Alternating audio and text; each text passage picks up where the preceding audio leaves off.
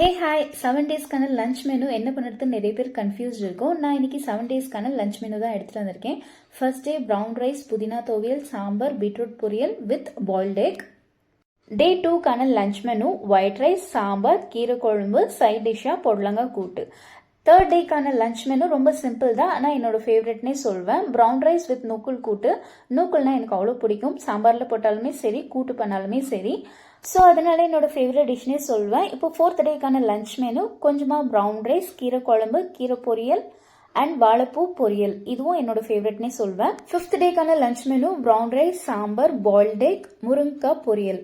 Sixth டேக்கான lunch menu brown rice pulao, நிறைய vegetables போட்டு புலாவ் பண்ணியிருந்தேன். அதுக்கு சைட் டிஷ்ஷாக கேபேஜ் பொரியல் பண்ணியிருந்தேன்.